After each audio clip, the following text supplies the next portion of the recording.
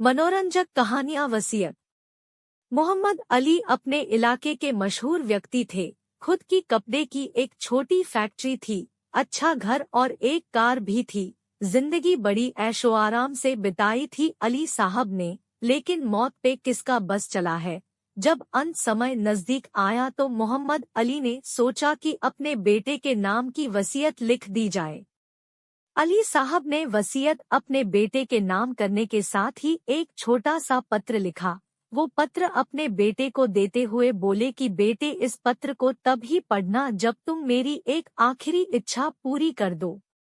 मेरी एक इच्छा है कि मेरे मरने बाद मुझे मेरे फटे हुए जुराब ही पहनाए जाए। ये मेरी दिली इच्छा है बेटा, इसे जरूर पूरा करना और इसके बाद तुम ये पत्र खोल के पढ़ना।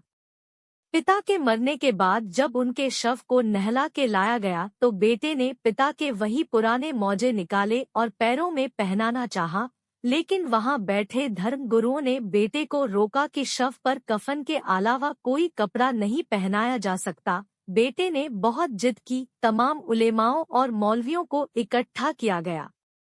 बेटे की इच्छा थी कि पिता की ख्वाहिश को पूरा जरूर किया जाए, लेकिन कोई नतीजा नहीं निकला। आखिर हार कर बेटे ने वो पिता का दिया हुआ पत्र खोला तो पढ़कर सन्न रह गया। उसके रोंगटे खड़े हो गए।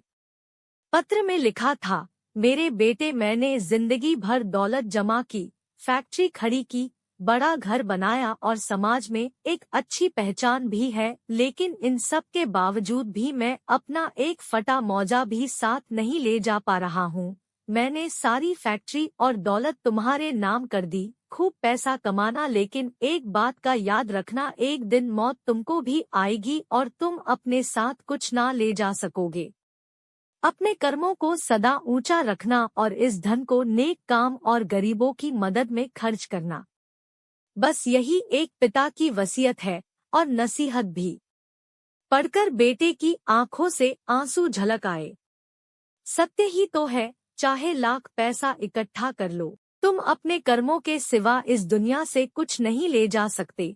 खाली हाथ आए थे, खाली हाथ जाओगे। दोस्तों, ये नैतिकता पर आधारित एक सुंदर कहानी है। अगर एक कहानी की तरह पढ़ोगे तो कुछ नहीं सीख पाओगे। इस कहानी को गंभीरता से सोचना, इसे केवल पढ़ना नहीं है बल्कि इसकी शिक्षा को अपनाना है, तभी इस कहानी को लिखना सार्थक होगा।